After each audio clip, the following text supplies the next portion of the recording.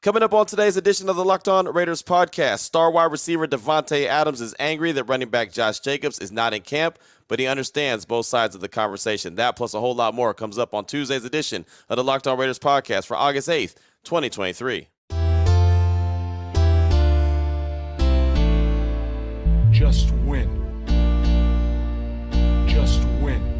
Just win. Just win. The autumn wind is a raider, pillaging just for fun. He'll knock you round and upside down and laugh when he's conquered and won. And won. And won. And won. And won. And welcome here, Raider Nation, to another edition of the Locked On Raiders podcast. Thank you so much for making the show your first listen of the day. Make sure you subscribe or follow for free on YouTube or wherever you get your podcasts to get the latest edition of the show as soon as it becomes available. Of course, as always, if you're checking us out on YouTube, thank you. We appreciate you giving us a few minutes of your time each and every day, whether it's 3 minutes or 33 minutes. It's helped the show grow in a major way, and we definitely appreciate that. Not only that, what's helped the show grow is my man Ari. He's done a great job each and every day making sure we're up on YouTube. We definitely appreciate him. You can check him out on Twitter at Ari Produces. You can always hit me up on Twitter as well at your boy Q254. And we got the Locked On Raider podcast voicemail line at 707-654-4693. As a matter of fact, those calls and texts are coming up in segment number 3 of today's show. Segment number 2, want to talk all things Raiders defense and how I'm cautiously optimistic about the defense, but I'm just that. Cautiously optimistic. We'll explain why coming up in segment number 2 of the show. Here in segment number 1, want to give you the news and notes of the day. And there was no Raiders training camp on Monday. They were off. They're going to be off again today, but there's still plenty to talk about here in this segment. So we'll jump right into it after I tell you about the title sponsor of the show, which is Bird Dogs. Go to birddogs.com/LockedOnNFL or use the promo code LockedOnNFL for a white tech hat with any order. You won't want to take your Bird Dogs off, we promise you. And I promise you, I'll tell you more about Bird Dogs later on in the show. But right now, off top, want to talk about star wide receiver Davante Adams. And on Sunday, following training camp, he actually met with NFL Network, Bridget Condon. She was there. Coach David Shaw, he was there. I missed my opportunity to talk to Coach David Shaw and do a little 4 or 5 minute interview. I should have done that. Had an opportunity to catch up with Bridget Condon on my radio show on Monday, and then it got cut short because she had to go and do a live TV hit. All of a sudden, she got called in, and she was like, hey, I got to go. She cut off the interview immediately. That's okay. I'll have her back on the radio show later on this afternoon. But at practice on Sunday, they had an opportunity to talk to Max Crosby. They had an opportunity to talk to Davante Adams. And one of the topics that came up was Josh Jacobs. So here's Davante Adams talking about how important Josh Jacobs is to the team and him not being in camp, what that means to him. I mean, you see the way we like to play the game. We like to run the ball. You know, you got to have somebody back there that's a dog if you're going to give it to him, over 300 times. So, not having him right now is obviously something that I'm not happy with. But, we got to keep it going as a team until we figure out that piece. But obviously he's a huge part of this team and this offense. He's a really good leader. And obviously he played like the best back in the league last year, which you ask me, he is the best back in the league. So, it's tough not having him at this part of the training period, trying to get ready for the season. But we'll see what happens down the line. But definitely a big part of this team, in the past. So hopefully we can figure something out. Have you talked with him? You guys are pretty close. What have those conversations been like? Yeah, we spoke a lot. I mean, I've definitely been in this corner trying to get his mind right, help him out with this process because I've been in the same similar shoes. My time in Green Bay. So it's not easy to push forward and make decisions when you don't feel that true value is from the organization. Like they don't value the way that you see yourself. So I understand that part, but I also try to get them to understand the other side, play the devil's advocate a little bit. So I've been in his ears. A lot of things we talked about. Most things I can't obviously talk about on NFL Network, but you can do it. I appreciate the permission, but I'm gonna have to opt out of that one. But yeah, just trying to get his mind right and coach him through it as well as I can. So I thought that was really good stuff right there. Again, that audio was courtesy of NFL Network. Bridget Condon was who you heard talking and asking the questions and saying, go ahead, you can share your thoughts here.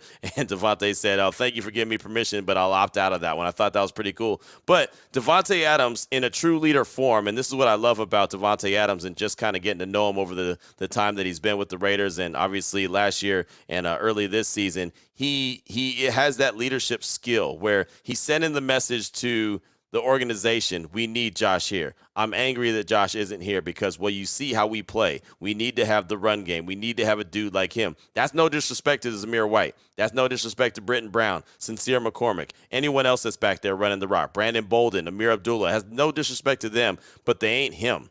They're not Josh Jacobs. And you saw what Josh Jacobs was able to do with the silver and black a year ago, being the identity of the Raiders team when the Raiders team were desperately looking for an identification. Week 1, it was feed Devante, feed Devante, feed Devante. Then week 2, it was a little bit of, okay, don't feed Devante quite as much. Try to spread the ball around. Then it was like, okay, run Josh Jacobs, but don't run him too much. Then it was, okay, feed Josh Jacobs a lot. It was a lot of hitting and missing, right? Trying to figure, or swinging and missing, I should say. Trying to figure out exactly what the identity of the team was. I remember doing those Raider roundtables week after week after week, asking Lincoln Kennedy, Lincoln, what is the identity? And he kept telling me every week, Q, I don't know. Finally, Josh Jacobs identified himself as the identity of the team, and then there you go. Now, obviously, they still didn't win enough games. They only won those 6 games, but he went on to be the engine for the team. He went on to lead the league in rushing. He's had the double digits in touchdowns. He was just that guy. And now coming back in the second year in Josh McDaniels' system, how much better I think that Josh Jacobs could be and help this offense, not necessarily with better numbers, but just more effective numbers, right, where they're winning more games because of what Josh Jacobs brings to the table, what Davante Adams brings to the table, what a guy like Jacoby Myers brings to the table, what a guy like Hunter Renfrow brings to the table. So I love the fact that he sent that message to the organization, but also sent that message to Josh. And he's been in Josh's ear talking about both sides of the situation. He says he understands it. He's been in that position. So he's trying to also keep Josh in a good place and let him know what he means to the organization. I thought that was a huge move as far as leadership goes by Davante Adams. I don't want to say playing both sides because he's not, but he's talking to both sides, understands both sides, and can hear the conversations and could be a mouthpiece that's not the organization and also not the player that's being affected, but instead he's a guy that's been there, done that, and understands what Josh Jacobs means. So I do believe, as I've mentioned many times, this is a situation that's going to get taken care of. He'll get the $10 million franchise tag. He'll get some sugar put on top. I don't know how much that's going to be. I don't know what's that's worth to the Raiders organization. I've seen reports from Mike Florio from Pro Football Talk that the Raiders could rescind the tag, and technically they could. I just don't see it happening. I really don't. I think it'd be the ultimate slap in the face to Josh Jacobs for everything he was able to do. But again, it's a business, so I'm not going to say that it's out of the question, but I just don't think that's something that they're interested in at all.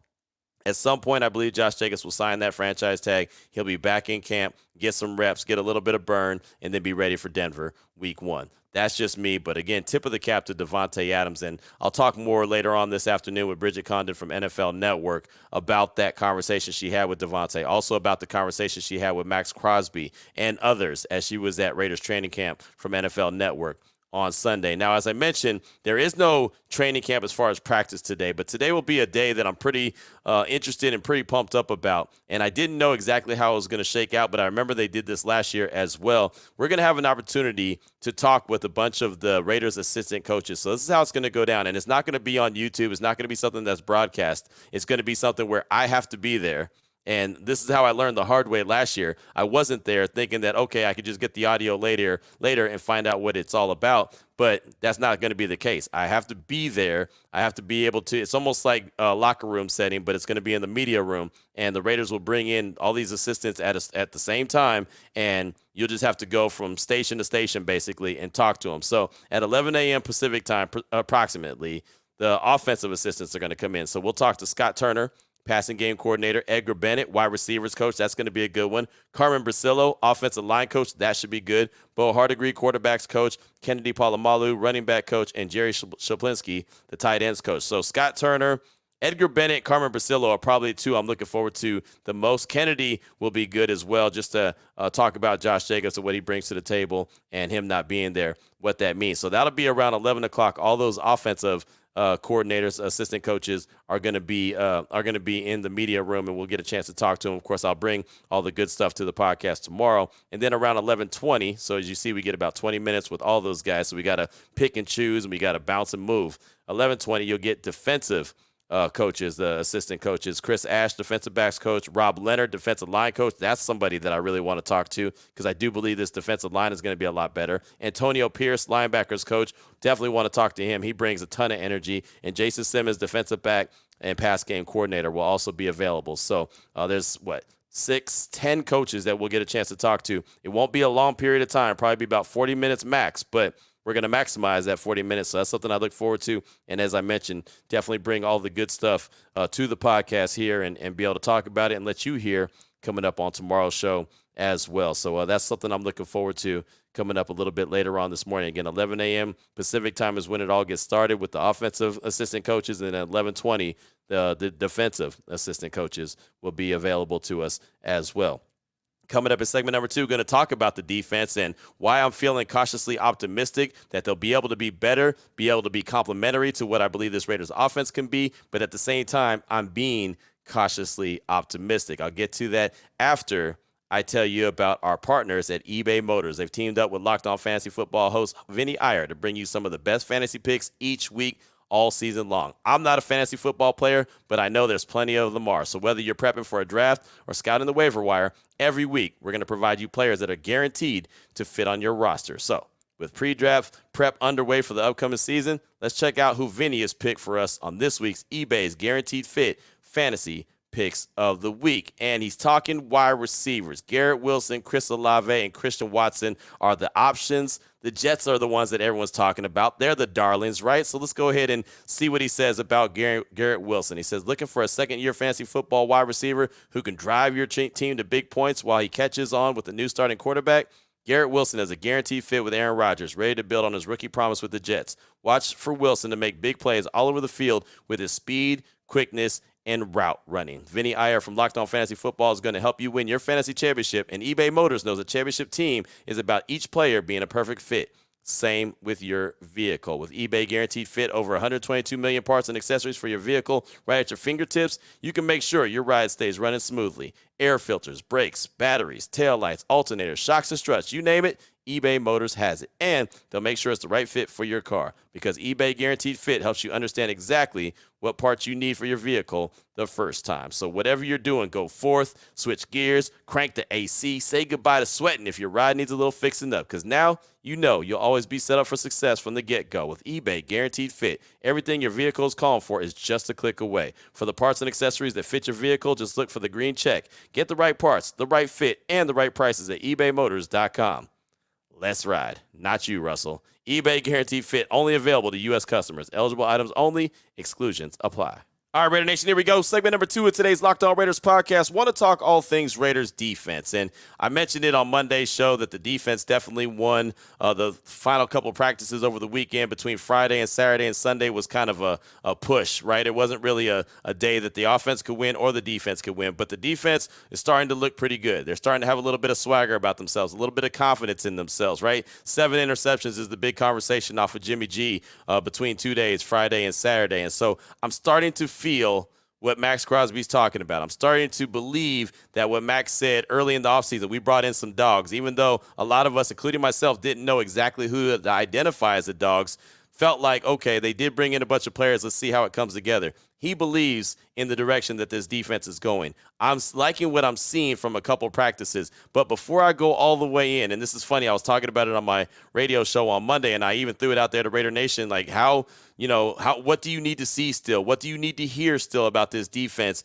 to make you feel like, okay, they're starting to turn the corner? And some people said straight up, like, hey, Q, until I see it in the regular season, I'm not going to believe it. There's been too many times that I've gotten excited about some part of this team and then just to be let down. And I totally understand that. I completely agree with that. Last year, I was the leading cheerleader for this team was going to be a 10 or 11 win team because, well, they were a playoff team the year before, and they added Davante Adams, and Josh McDaniels is a really good play caller. And look, I could tell you the whole script, right, because that's what I believed. And so this year, I've said many times, this team, it's going to be interesting to see how it goes, and I didn't have a really good feel. Obviously, through 10 practices of training camp, I'm starting to get a feel of what this team could be. Now, I'll say the offense needs to start to, step up and look a little bit better than it's looked the past few practices, but there's still plenty of time. Obviously, the cut downs aren't till the end of the month, and the first week of the season isn't until in September, so there's plenty of time for them to come around and get on the same page with Jimmy G. But the defense is always going to be the big question. Can they be a complementary team to this offense? Can Mad Max Crosby get some help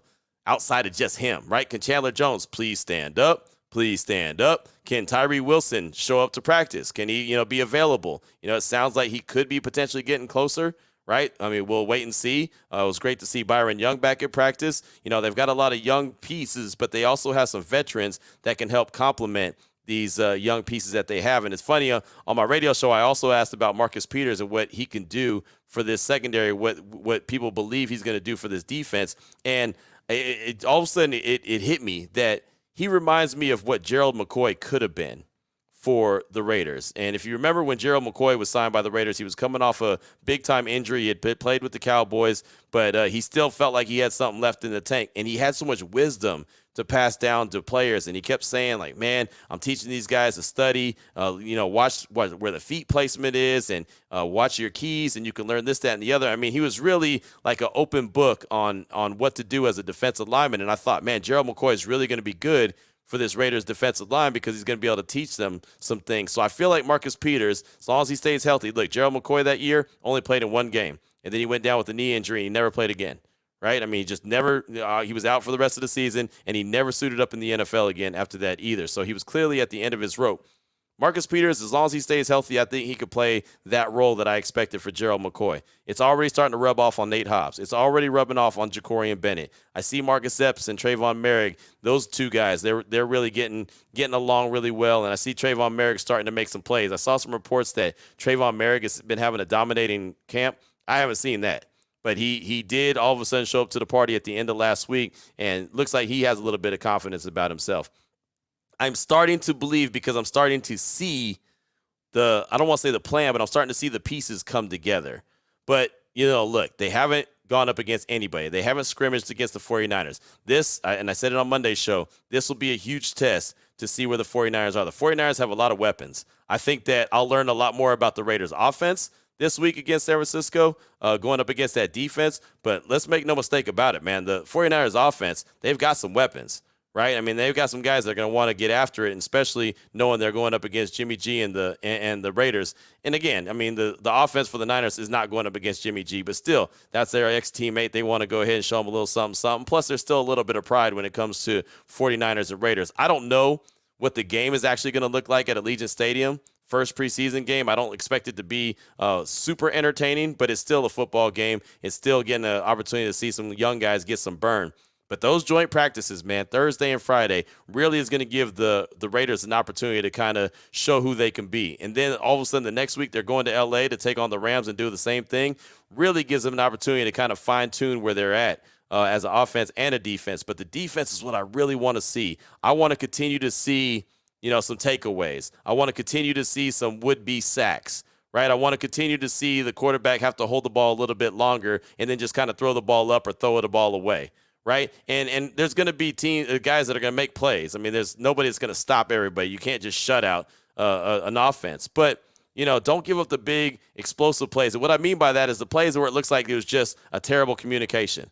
Like maybe Epps and Merrick aren't on the same page, or like one time earlier in camp when I said that Devon Diablo looked like he passed a back out of the backfield, he passed it on to Marcus Peters, and Marcus Peters kind of didn't pick that up. And so I didn't know if that was a communication thing, if that was Marcus Peters not really worried about that guy, whatever the case was, but it looked like it was a communication mistake. I want to see very little, if possible, communication issues now that they're going to go up against someone else, now that you actually have a team scheming against them. And look, the 49ers aren't going to throw the whole book at the Raiders. I mean, they're not going to do that at all. They don't want to put any of that on film in a joint practice or even a preseason game. But it'll still be good to see what they look like. What does Max Crosby look like? Is he going to continue to wreck practice like he's been doing against the Raiders, right? Is he going to be able to go up against that 49ers offensive line that is kind of suspect, right? It's not the most stout offensive line. Now, they got Trent Williams, and he's the best of the best, but the whole line is not super solid. So Max Crosby may be able to have an opportunity. Chandler Jones, he'll get some really good work against Trent Williams, right? I mean, there's a lot to like. Byron Young, the rookie out of Alabama. He'll get some nice little burn and kind of see where he's at, right? There's a lot of young guys that you want to be able to see what they are. They get through these joint practices, and I see some of the stuff that I've been talking about. I'm going to start really believing that, okay, they do have something. They have something. They have an understanding. They know what they're doing. They're out there having fun. They're not thinking as much, and they're just going out there and playing, right? Everything I've heard about Antonio Pierce, the linebackers coach, is that, he's a really good teacher and that he's going to continue to help these linebackers grow. I want to see what Devon Diablo and Spillane look like out there together. How does Masterson take the next step from what he did last season? Played in all 17 games, started 7 of them. How does he take that next step? Is he understanding the defense a little bit better? But again, going back to the free agent Spillane, a guy who sounds like what the Raiders defense needs in a bad way. Just like Marcus Peters seems like a guy that the Raiders secondary needs. Just like Max Crosby is a guy the Raiders defensive line needs. I mean, you see what I'm saying? They have guys on all levels of the defense that can really help out. You got Max on the D line. You got Spillane there as a linebacker. Peters as a corner. Epps as a safety, right? There's veterans that have been there, done that, and have done it at a pretty high level. And I think that the one question is probably still going to be the linebacker room. But let's see what they look like. Let's see how Devon Diablo and Robert Spillane really complement each other. Diablo was headed in the right direction until he got injured last year, and it was a pretty bad forearm injury. Matter of fact, he still has that thing wrapped up at camp to this day. So, I mean, it was a pretty bad injury that kept him out the rest of the year. But he was doing pretty well at the linebacker position. How can him and Spillane now, how can they complement each other? And like I said, where's Luke Masterson fit in this whole thing? Amari Burney, the rookie, where does he fit in this whole thing, right? I mean, there's certain guys that have an opportunity. Drake Thomas out of NC State, he's a guy that a lot of people have talked about, the undrafted free agent. Where does he fit in this whole mix? There's guys there. There's talent on that defensive side of things. Can they come together? It looks like they're starting to come together in camp. Now, can they continue with that against the joint practices against the 49ers? Once we get through this rest of this week, once we get through preseason game number 1, and even I'll say the next week through the Rams as well, if they're able to show some consistency with putting together, every practice ain't going to be great, but if they continue to put together some really good practices and show that they have a knowledge of what they're supposed to be doing, I'll feel a lot better. I'm not asking them to be the lights-out defense. I'm not asking them to be the number 1, number 2, number 3 defense in the league or even top 5 like San Francisco was last year. But, if they're a decent defense, I do believe this offense has the ability to really be good. The defense will just have to complement it just a little something to be able to win more games than, what they won a season ago. So the defense is starting to touch my heart a little bit, but as a lifelong Raider fan, I don't want to fall for the banana in the tailpipe and end up disappointed and say, damn it, I fell for it again. So I'm trying not to, right? I'm trying not to get too excited about it. I want to see a little bit more, but I'll tell you, from what I've heard from many defensive players and what I've seen with my own eyes, I'm liking so far. Again, cautiously optimistic. What are your thoughts on the defense? 707-654-4693. That's the Locked On Raider podcast voicemail line. Your calls and texts will be coming up in segment number 3 after I tell you about the title sponsor of the show, which is Bird Dogs. Bird Dogs make you look good. A Bird Dog stretch khaki shorts are designed to fit slimmer through the thigh and leg, giving you a truly sculpted look. When's the last time you had a sculpted look, man? I need to go on and put my Bird Dogs on and get my sculpted on, right? I need to be out at training camp with some Bird Dogs on so someone could look over and be like, man, Hughes must have been working out. Nah, he just got his Bird Dogs on. They just sculpted his legs to make him look good. Bird Dog shorts do the exact same thing as Lululemon, but fit way better. They fit way better than regular shorts that are made of stiff, restricting cotton. Bird Dogs fix this issue by inventing cloud knit fabric that looks just like khakis, but it stretches, so you get a way slimmer fit without having to sacrifice movement. Bird Dog uses anti-stink, sweat-wicking fabric that keeps you cool and dry all day long. What you need to do right now is go to birddogs.com/LockedOnNFL, promo code LockedOnNFL for a free white tech hat with your order. Again, that's birddogs.com/LockedOnNFL or promo code LockedOnNFL for a free white tech hat. You won't want to take your Bird Dogs off. We promise you. Here we go, Raider Nation. Segment number 3 of today's Locked On Raiders podcast. Your calls and texts are off that Locked On Raider podcast voicemail line, 707-654-4693. Let's start things off with yours truly in Erie. He's calling to talk about the folks that are panicked by Jimmy G throwing 7 interceptions in 2 practices, and he has a reminder for you. Here he is, yours truly in Erie. Hey, Q. It's yours truly in Erie. Hey, to everybody concerned with Jimmy G throwing picks in camp, just remember, in 2019, he threw 5 picks in San Francisco's training camp, and just remember, 2019, he went on to lead the the 49ers to the Super Bowl, so with a lead in the fourth quarter. So everybody worried, just remember that. All right? Keep doing what you're doing, man. I'm out. Thank you so much for the call, my man. I appreciate you. And yeah, right now there's no reason to panic, right? At least not yet. I think Jimmy just needs to get his timing down with the wide receivers. The issue that I've been seeing is when he has to hold on to the ball. When that first or second read's not there and he can't get the ball in his hand real quick, when he can't take a couple steps and then boom, boom, boom, get it out, he has to sit there and read a little bit and survey the field a little bit. That's when he gets into a little bit of trouble. And I just spent a whole segment talking about the defense. The one thing I got to give them credit for is they've forced Jimmy to hold on to the ball. They've forced Aiden O'Connell to hold on to the ball. Chase Garbers, Brian Hoyer, same thing. They've done a good job in coverage, and that's all levels. That's the linebackers, that's the corners, that's the safeties. They've done a really good job where sometimes the quarterback looks up and says, well, damn, what's there? And so the one thing I'll say about the interceptions is, and I don't think this would happen in a regular season game, at some point, Jimmy or Chase or Brian or Aiden, they'll just throw the ball up. And I don't mean just like a, 3 flies up type thing, but they'll throw the ball into a window where they're like, yeah, we'll just take a chance. It's camp. It's not the regular season. It doesn't count. So they'll try to take, see what the wide receiver could do and maybe throw it,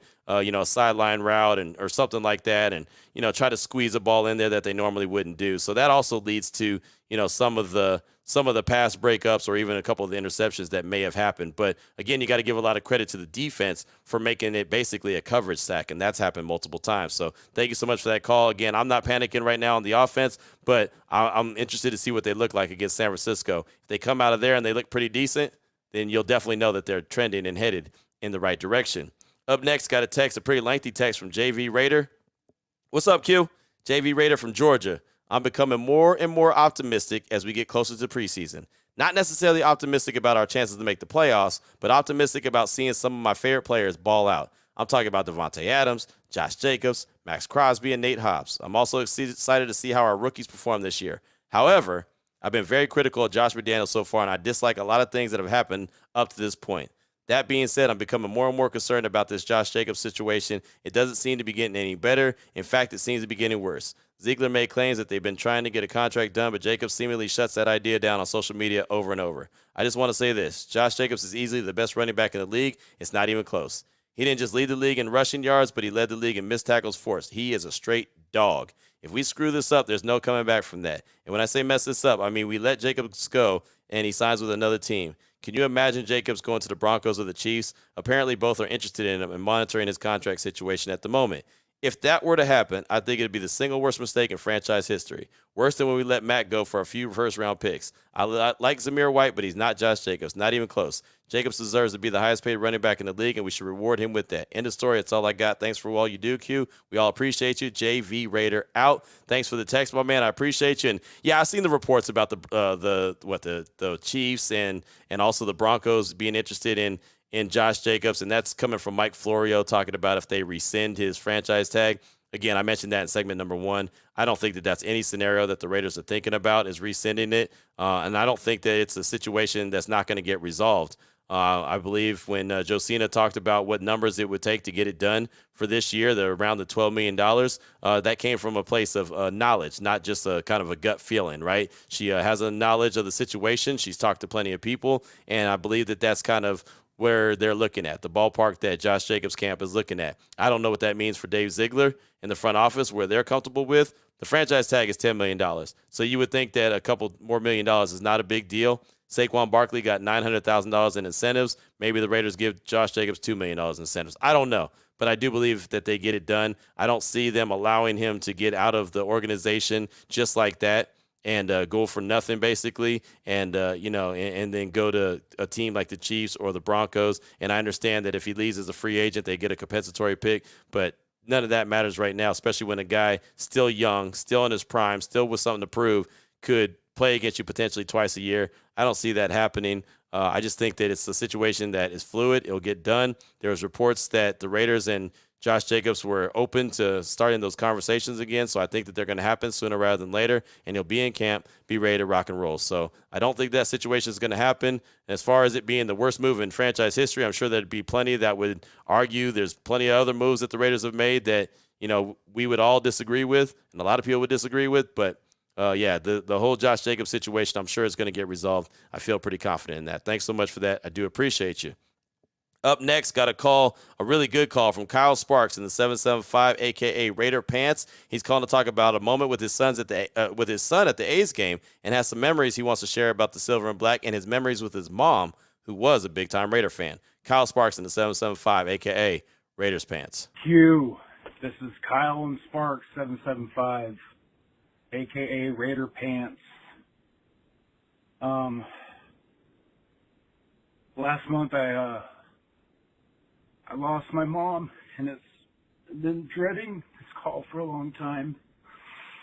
I took my son to the A's versus the Giants yesterday, and a lot of nostalgia popped up, showing my boy all the seats they used to put out on Mount Davis for the Raider games, and it's hard. She was a huge Raider fan, and just a lot of stuff popped up, just being there in Oakland. My parents waking me up in 95 to take me to go see the Raiders versus the Steelers, and got the brakes beat off us from Cornell Stewart, Bill Cowher, and Jerome Bettis, all those good guys. I think Jeff Hostetler was the quarterback at the time. And just so many good memories in Oakland. Derek Carr coming back against the Ravens and throwing a touchdown to Seth Roberts to win the game. And I mean, everything from when I was a kid living in Los Angeles and my dad throwing me on his shoulders and going out to LA Coliseum. But anyways, my mom was a huge Raider fan, and this will be the first year I won't be able to watch any games with her, and but I have my son, so, and it just brings me back to when you've lost your son. Breaks my heart, and yeah.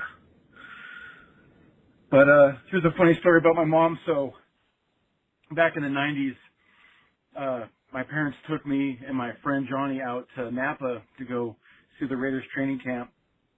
And we're watching all the players come in their Mercedes and nice cars. And this one gentleman walks up to us, and she goes, "Excuse me, are you a Raider?" And I look at my mom and I go, "That's James Jett, Mom." "How did you not know that was James Jett?" And she goes, "I'm so sorry." And James Jett was a sweetheart. He gave us his autograph. And I remember that's when Darrell Russell had just signed his contract for $22 million. And I think Jeff George was the quarterback, and obviously touchdown Timmy Brown.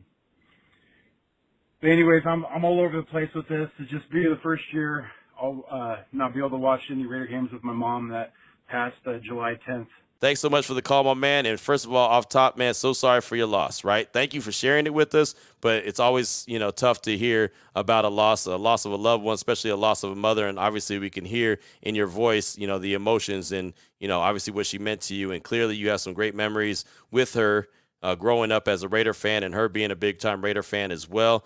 Thanks for sharing the story about James Jett and, Jeff George and Darrell Russell. And I remember those days, man. And it's funny when you mentioned Jeff George and James Jett, I was like, man, remember that season that Jeff George and James Jett had where George threw like 29 touchdown passes, and a lot of them went to James Jett. And if you remember, James Jett always had a problem holding on to the ball. But that year with Jeff George, he always seemed to catch everything.